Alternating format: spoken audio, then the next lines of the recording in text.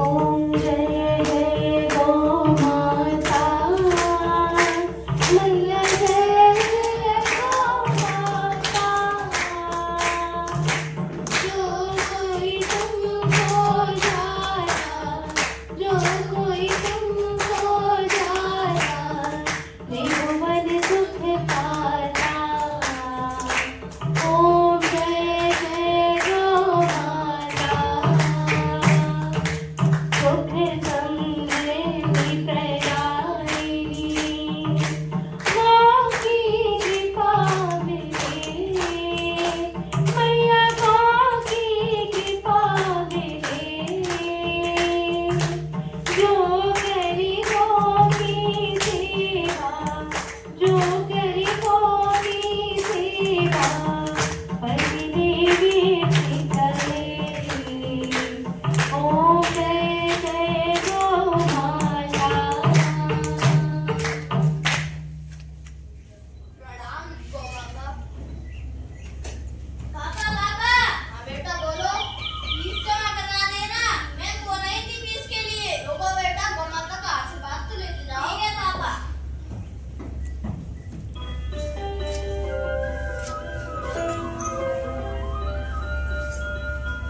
अब मैं जा रहा हूँ। हाँ बेटा चले जाओ। सुन दियो? हाँ, मेरे लिए खाना पका के रखना। ठीक है, बनाती हूँ। सुनो, मैं इनको खेतों पर लेकर जा रहा हूँ। ठीक है, जल्दी आ जाना। हाँ, ठीक है, जल्दी आ जाऊंगा।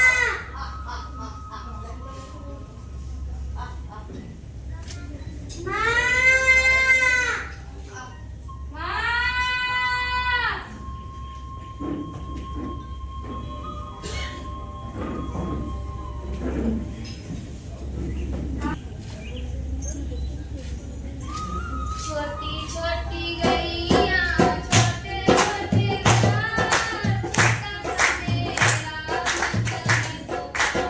छोटी छोटी गैया, छोटे छोटे घाट, छोटा सा मेरा वतन पुकार। मम्मी मम्मी, खाना बना दो, मुझे स्कूल से रिक्शा छूट जाना है। ये काम बाद में नहीं, कर लल्ला। सकती हो। नहीं लल्ला, सबसे पहले गाय के गोबर से चूल्हा चौका किया जाता है, इसके बाद ही खाना पकाया जाता है। तू तनिक है, तेरे लिए 2 रोटी पका देती हूँ। चल लल्ला, संभाल के बैठना लल्ला।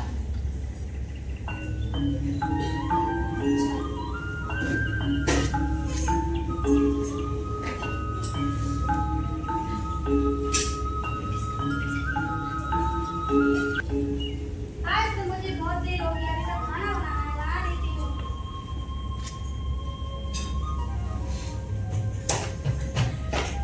ये तो बहुत कर रहा है,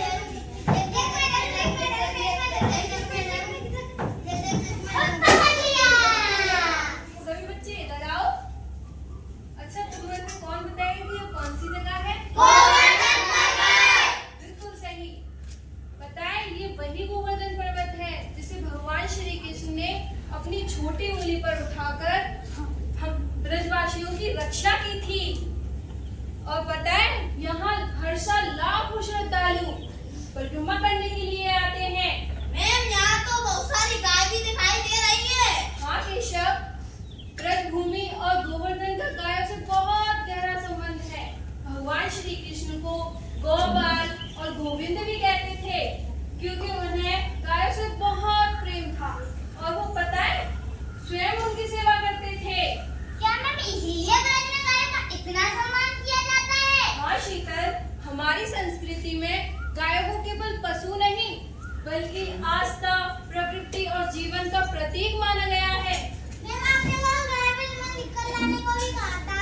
हाँ, और आपने कहा था कि सब अपना निबंध पढ़कर सुनाएंगे। शाबाश। तो मुझे लगता है कि गाय के बारे में बात करने के लिए इससे अच्छी जगह और कोई हो ही नहीं सकती। तो सबसे पहले कौन सुनाएगा? मैं सुनाऊंगी। तो सबसे पहले पायल सुनाएगी और हम सब लोग ध्यान से सुनेंगे और देखेंगे कि पायल ने गाय पर निबंध कैसा लिखा है। हम सब तैयार हैं? जी मैम। सुनाओ पायल। गाय के 4 पैर, 2 सींग, 2 कान और एक लंबी पूंछ होती है। ये हरा चारा, भूसा और अनाज चरी खाती है। इसलिए गाय को हम गौमाता कहते हैं। बच्चों, पायल ने लिखा है गाय को हम गौ माता कहते हैं। तो आप में से कौन बताएगा कि गाय को हम गौ माता क्यों कहते हैं? क्योंकि वह हमें दूध देती है। जैसे माँ अपना दूध पिलाकर बच्चों को पालती है, वैसे ही गाय भी अपना दूध पिलाकर हमको पालती है। इसीलिए उसे माँ का दर्जा देते हैं। वाह, आप लोग तो बहुत होशियार हो। गाय के गोबर को हम खेतों में खाद की तरह इस्तेमाल करते हैं। गाय के गोबर से गोबर गैस बनाई जाती है जो ईंधन के रूप में काम आती है। बहुत अच्छे। गोबर के खाद से मिट्टी की उर्वरता बढ़ती है और अच्छी फसल होती है। इसीलिए गाय खेती के लिए बहुत उपयोगी है। यानी गाय हम इंसानों के लिए बहुत लाभदायक है। लेकिन इंसान गाय के लिए बहुत हानिकारक है। ये मैम क्या कह रही हैं? देखो बच्चों, मैं सभी इंसानों की बात नहीं कर रही, लेकिन ज्यादातर इंसान इन गायों की दुर्दशा के लिए जिम्मेदार है। कैसी दुर्दशा में? इस प्रश्न का उत्तर पाने के लिए आपको यही नहीं पूरा ब्रज घूमना पड़ेगा। तो चलिए आज हम किताबों से नहीं पूरा ब्रज घूमकर सीखेंगे। चलिए।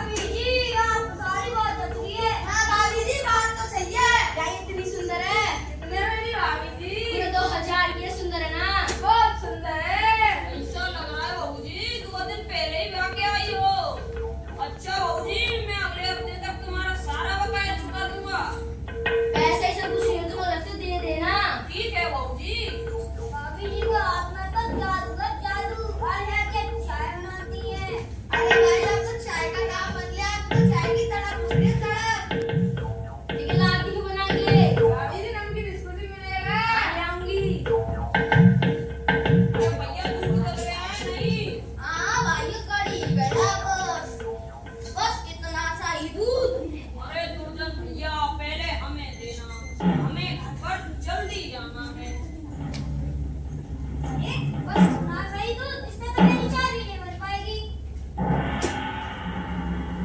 अरे जोरदार भैया, थोड़े थोड़े दिन में दूध कम होता जा रहा है, ये तो आधा किलो भी नहीं है। अगर यहाँ दूध नहीं मिलेगा तो हमें कहीं और जाना पड़ेगा। अरे भाइयों, ऐसा लगता है गाय बीमार है। ऐसे ही कल कह दिया था। हाँ हाँ, यहाँ समय खराब करने से कोई फायदा नहीं। चलो चलो चलते हैं। चलो भाई। अरे सुनो, सुनो। अरे माधव की माँ। क्या हो गया? चाय बना रही थी। ये देखना गाय ने कल से ही कम दूध दिया है। इतना सही दूध। सब तेरी वजह से हुआ है, मेरे सारे गाँव चले गए। नहीं मालिक, मेरा बछड़ा अभी बहुत भूखा है, उसे थोड़ा दूध तो पी लेने दीजिए। अरे मेरा नुकसान कराकर चिल्ला क्यों रही है? मैंने जानबूझकर आपका नुकसान नहीं किया, मैं तो आपके परिवार का पालन करती रही हूँ। अरे ओ चिल्लाना बंद कर। मेरी माँ को मत बुलाओ, मुझे भूख लग जाएगी तो मैं किसके पास जाऊंगा? नहीं बेटा, मैं भी तुम्हें छोड़ के नहीं जाना चाहती हूँ। अरे ओ चुप कर। नहीं मालिक, मुझे एक आखिरी अवसर दे दीजिए, मैं आपकी सेवा करती रहूंगी। अभी की अभी निकल जाए मेरे घर से। चल निकल जा, चल आगे से निकल। निकल मेरे घर से। मेरी माँ को मत चलो, चलते बुलाओ। हैं। हाँ चलो चलते हैं। माँ मुझे छोड़कर मत जाओ। बेटा, अगर ईश्वर की इच्छा होगी तो फिर मिलेंगे। माँ चल बेटा, माँ चल बेटा, माँ। चल बेटा।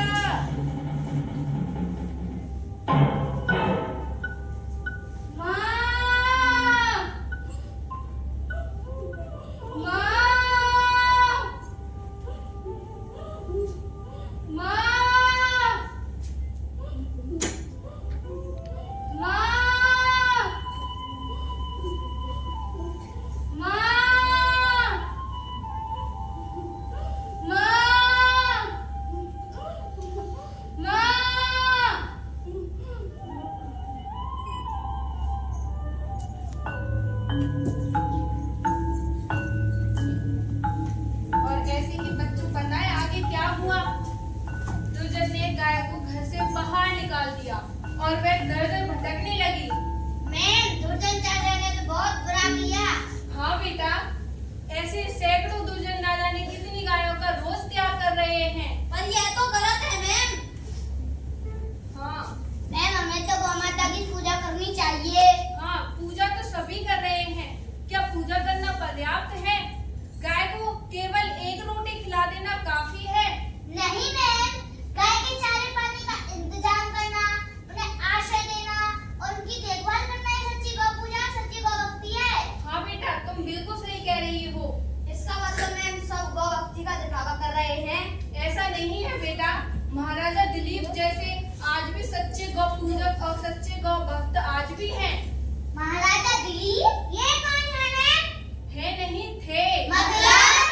त्रेता युग में एक प्रतापी राजा थे जिनका नाम था महाराजा दिलीप। एक दिन महाराजा दिलीप अपनी धर्म पत्नी महारानी सुदक्षिणा के साथ अपने कुलगुरु वशिष्ठ जी के पास पहुंचे। आओ आगे देखते हैं।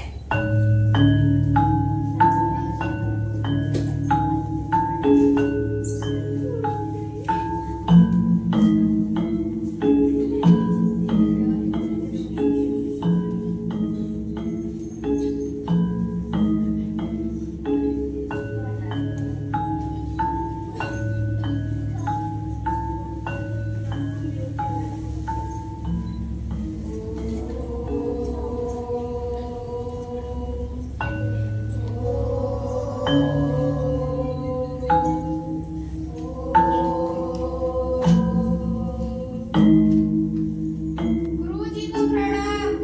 आयुष्मान भव। मैं अपनी धर्मपत्नी महारानी सुदक्षिणा के साथ कुलगुरु वशिष्ठ जी को प्रणाम करता हूँ। आयुष्मान भवा, सौभाग्यवती भवा। कहो राजन, कैसे आना हुआ? गुरुजी आप तो सब कुछ देख सकते हैं, आपसे क्या ही छुपाए। तो सुनो राजन, एक बार तुमने अनजाने में सुरभि कामधेनु का अपमान किया था, उसके फलस्वरूप तुम शापित हुए हो। प्राप्ति के लिए तुम्हें और महारानी सुदक्षिणा को गौ सेवा करनी होगी। गौ सेवा? यह तो हमारा सौभाग्य होगा गुरुवर। गुरुवर, मैं गौ सेवा के लिए प्रस्तुत हूँ। अच्छी बात। वत्स, आज्ञा गुरुदेव। महाराज और महारानी के रहने का प्रबंध करो। जो आज्ञा गुरुदेव। आप दोनों आज से अपनी साधना में लग जाइए। जी गुरुदेव। वत्स, जो आज्ञा गुरुदेव। आज से देवी नंदिनी की सेवा महारानी सुदक्षिणा और महाराज दिलीप करेंगे। अतः इन्हें गौशाला ले जाइए और देवी नंदिनी के दर्शन करवा दीजिए। जो आज्ञा गुरुदेव। चलो। वत्स, आप सभी मेरे साथ चलिए। जो आज्ञा गुरुदेव।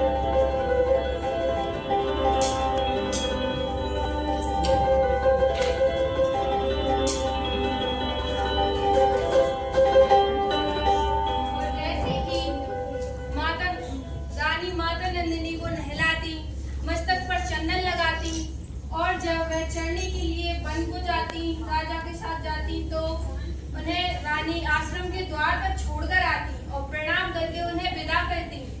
जब राजा वन में नंदिनी को चराने के लिए ले जाते तो परछाई की तरह उनके साथ रह के उनकी रक्षा करते और ऐसे 21 दिनों तक राजा और रानी ने माता नंदिनी की सेवा की।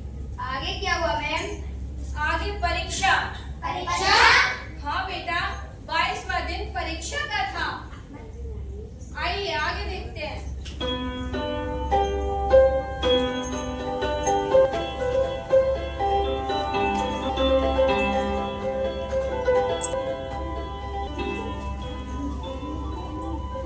वाह, प्रखर है ये रूप। बड़े-बड़े नगरों और महलों वालों को तो देखना नसीब ही नहीं होता। मन को बनाने वाले सुगंधित पुष्प। तलकर बहती मधुर रागिनी सुना शीतल जल वाली नदियाँ। ऊंचे-ऊंचे पर्वतों का ये झीलों का ये झुंड। वाह, क्या सुंदरता है।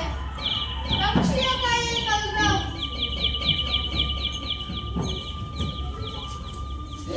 अरे शेर की आवाज। ये तो माता नंदिनी की करुण पुकार है। अभी आया मामे।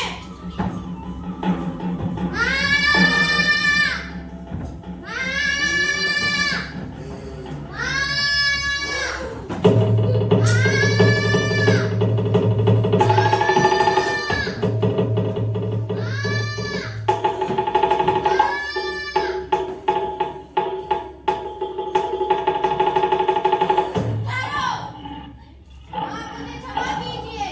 मैं प्रकृति की सुंदरता देखने में मगन हो गया था। मैं अभी इस सिंह को मार गिराता हूँ। अरे ये क्या हुआ? मेरा तो इस बुद्ध में मेरा कोई नियंत्रण नहीं है। ये कैसे संभव है? हाँ हाँ हाँ, हे राजन, मैं कोई साधारण सिंह नहीं हूँ। मैं भगवान शिव का सेवक कुंभोदर हूँ। अथाह वापस लौट जाओ, मुझे मेरी भूख मिटाने दो। ठहरो, अगर तुम्हें अपनी भूख मिटानी है तो तुम मुझे अपना भोजन बना लो। किंतु इस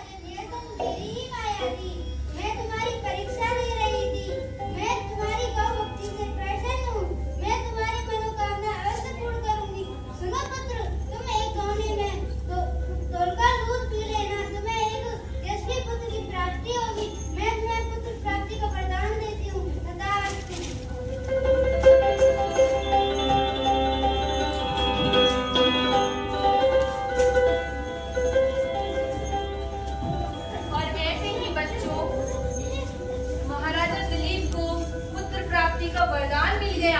मैम, तो क्या रानी ने किसी पुत्र को जन्म दिया? हाँ, रानी ने एक प्रतापी पुत्र को जन्म दिया। हमारे पूर्वज गाय के लिए अपनी जान की आहुति देने के लिए तैयार थे, लेकिन आज हम एक गाय पालने में भी असमर्थ हैं। मैम, ये तो बहुत शर्म की बात है। हाँ बेटा, शर्म की तो बात है, लेकिन हम कर भी क्या सकते हैं। चलो आगे देखते हैं।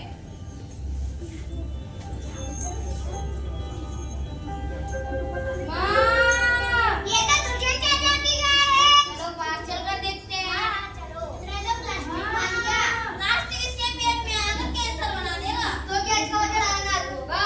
नहीं, इसका वजन अनाज नहीं होगा। मेरे पास एक आइडिया है। आइडिया? इधर आओ। ये सब हमारे दिमाग में है। तो ये काम हम आज रात्रि से ही शुरू करेंगे। क्या तुम लोग तैयार हो? हाँ, हम तैयार हैं। तो चलो। चलो।